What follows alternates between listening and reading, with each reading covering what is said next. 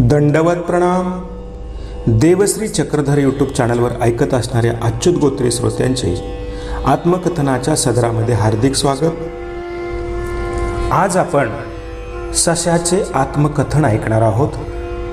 ज्या सशाला पाहून सर्वज्ञ श्री चक्रधरांनी आपले 12 वर्षाचं एकांतातलं मौन सोडलं, ज्या सशाला पाहून शरणागतीचं निरोपण पारध्यांना केलं आणि आपल्या सन्निधानाने ज्याचं शरीर सुवर्णाचं करून अजरामर केलं, भयमुक्त केलं, अशा सर्वज्ञांच्या लीळाचरित्रातील प्रसिद्ध असणाऱ्या सशाचं आत्मकथन आज आपण ऐकणार आहोत। तेव्हा देवश्री चक्रधर यूट्यूब चॅनल सादर करीत आहे सशाचं आत्मकथन।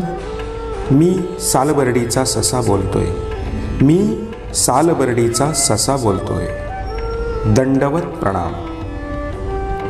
भगवान श्री चक्रधर प्रभूंशी मानवसृष्टीप्रमाणेच प्राणीसृष्टीचाही संबंध आला आहे। राजवैभवाचा त्याग करून सर्वज्ञ दऱ्याखोऱ्यात विहार करू लागले व योग्य जागा वाटल्यास तेथेच रमू लागले। जगाला आपल्या पवित्र प्रवाहाने पावन करणारी व तहानलेल्यांची तहान भागवणारी गंगा ही डोंगरातूनच उगम पावते। स्वामींनाही उद्धरण कार्याला आरंभ केला तो डोंगरातच। प्रथम माझा उद्धार केला याचा मला सार्थ अभिमान वाटतो। रामायण क्रौंच पक्षाला सोडून वाचता येत नाही, तसेच लीळाचरित्रातून तुम्ही मला वगळू शकणार नाही। दोन्ही प्रसंगात पारध्यांचा संबंध। अध्यात्माचा प्रारंभ हा निषादापासून किंवा विषादापासून झाल्याचे तुमच्या लक्षात येईल। क्रौंच पक्षाला मारणारा शिकारी असो की मला मारण्यासाठी धावणारा पारधी, पांडवांना मारू इच्छिणारे कौरव असो की सज्जनांना मारणारे दुष्ट, अशाच वेळी अध्यात्म जन्माला येत असते। मला मारण्यासाठी पारधी माझ्या मागे लागले हा प्रसंग तसा तो मला लहान वाटत असेल। तो पायातल्या दगडासारखा आहे।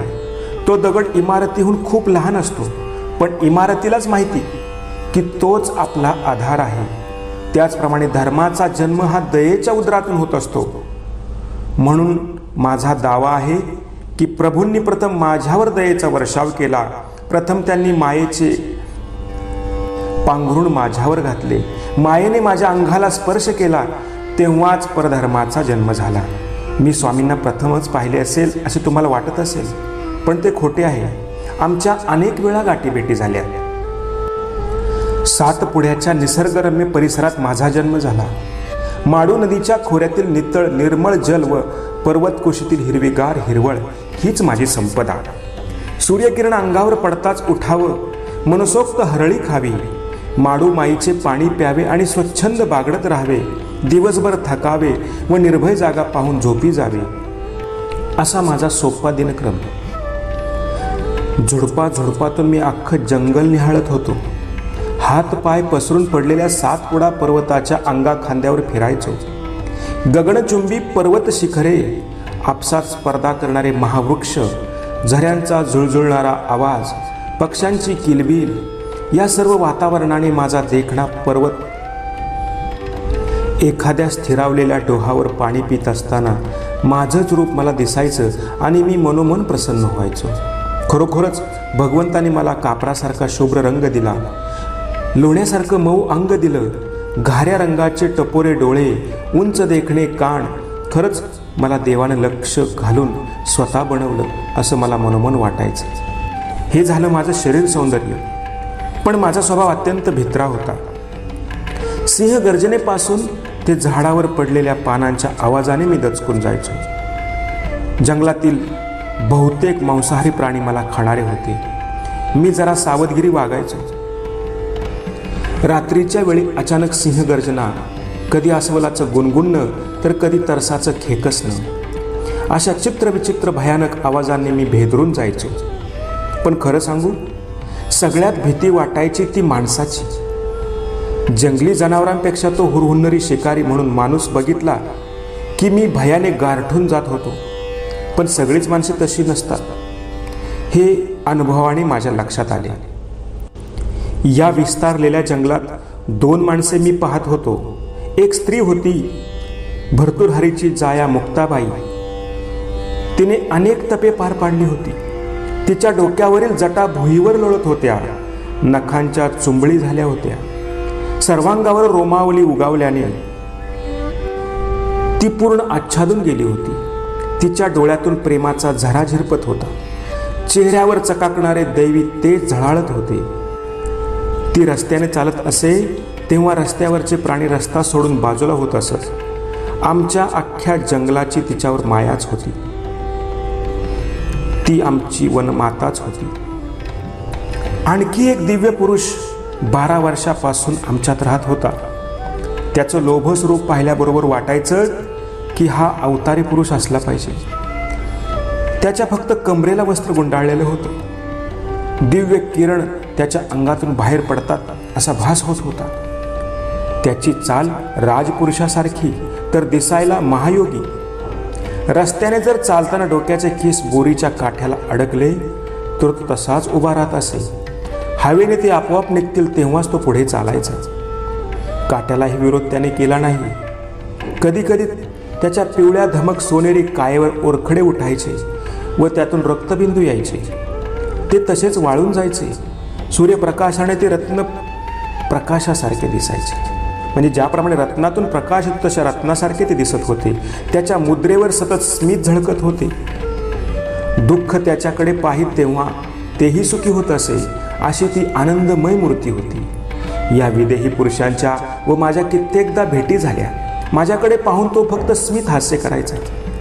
नुकत्याच चालणाऱ्या बालकाला पाहून पित्याने करावं तसं घटकान घटका शून्यात दृष्टी स्थिरावत तो बसायचा. घटकान घटका शून्यात दृष्टी असायची त्याची. आणि आता मला त्याचा विश्वास वाटू लागला. मी त्याच्या आश्रयानेच आसपास फिरायचो. आम्हाला माणसांचा चेहरा पाहून त्यांचं हृदय कळतं बरं का. हृदयातून निर्माण होणारे भावतरंग चेहऱ्यावर उमटतात. म्हणून चेहऱ्यावर हृदयाचा वेध घ्यायला वेळ लागत नाही आम्हाला. कसलं चिंतन करायचं कळत नसे, पण ती चिंता नव्हती हे कळत होतं. त्याच्या चेहऱ्यावर विलक्षण लावण्य व अलौकिक सौंदर्य प्रतीत होत असायचं. रोमारोमातून प्रसन्नता प्रकट होत होती. लोकांशी बोलणे बंद करून तो स्वतःशीच चिंतन करीत होता. त्याने पापण्याचे दरवाजे बंद केले होते. तो स्वतःच निरखत होता. आमच्या वनश्रीचं सौंदर्य त्यामुळे खुलून दिसू लागलं. त्याच्या 12 वर्षाच्या सहवासाने येथील वृक्षलता व पाषाणखंड पवित्र झाले होते. असाच एकदा पर्वत शिखराच्या छोट्या टेकडीवरील वृक्षाखाली तो पद्मासन घालून बसला होता. त्याच्या त्या निर्विकार व निर्विकल्प मुद्रेकडे मी दूर एका झुडपातून पाहत होतो. सूर्योदयाची प्रकाश किरणे नेमकीच त्यावर पडलेली होती. सकाळचे ते विलोभनीय दृश्य मोठे मनोवेदक होते. धबधब्याचा स्पर्श करून मंद हवा माझ्या मऊ अंगाला आल्हाद देत होती. मी मात्र स्वतःला विसरून त्या महायोग्याला पाहत होतो. त्याच्याकडेच पाहत राहणे हे तर माझे नित्याचेच झाले होते. फक्त आजचे दर्शन काही वेगळेच वाटत होते.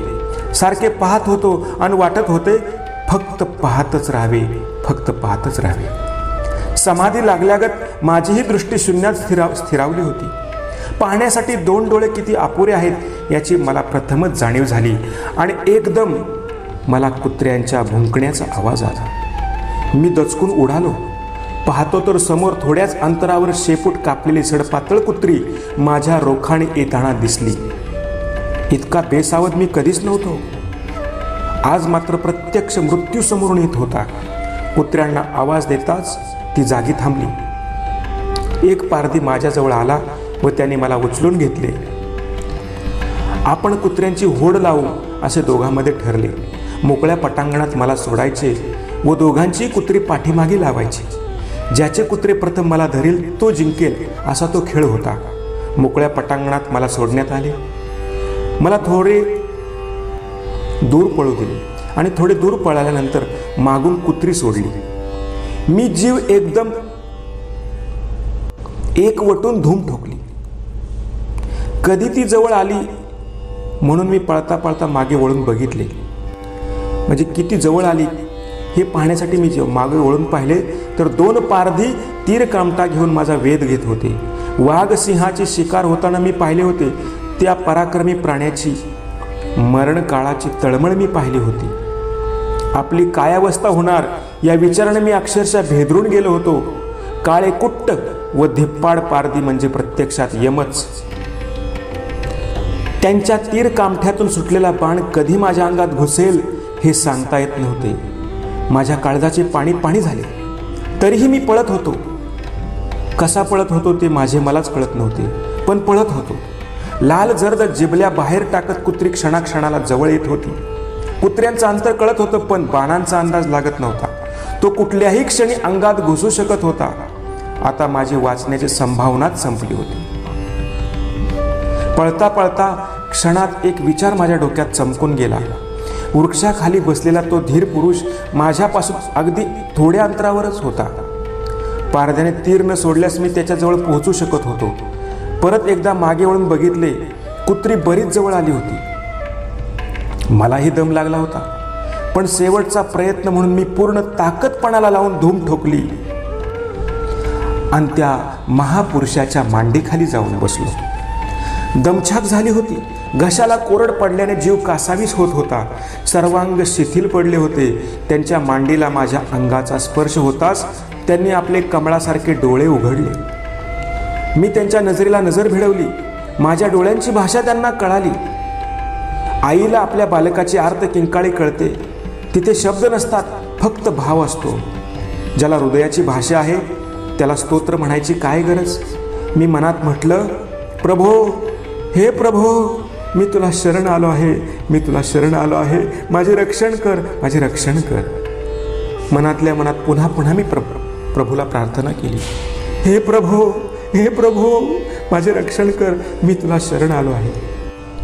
त्यांनी माझ्या पाठीवरून हात फिरवला व स्मित हास्य केले. किती गोड होते ते. तेच माझे अभेद्य कवच बनले. तेवढ्यात पारधी समोर येऊन उभे राहिले. कुत्री जिबल्या चाटत माझ्या रोखाने पाहत होती. त्यांच्या तीक्ष्ण नजरा माझ्या काळजातून आरपार गेल्या. पुन्हा अंग शहारले. तीर कामठा डाव्या हातात घेऊन एक पारधी म्हणाला, महाराज, हा ससा आमचा आहे, तो आम्हाला द्या. त्यांच्याकडे पाहून स्वामींकडे पाहत दुसरा म्हणाला, तो होडीचा ससा आहे, आमच्यात मारामारी होईल.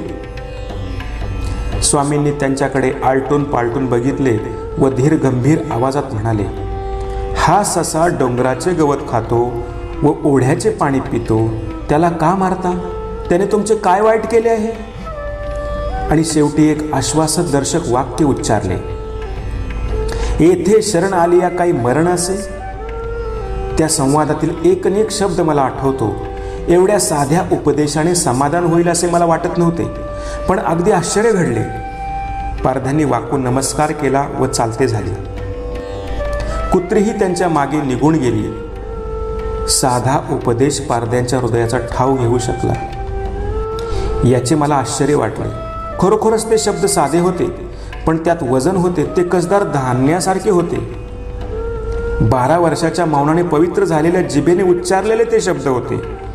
अनंत जीवांच्या प्रदीर्घ चिंतनाने परिष्कृत झालेल्या हृदयातून बाहेर पडलेले ते शब्दरत्न घेऊन पारधी गेले.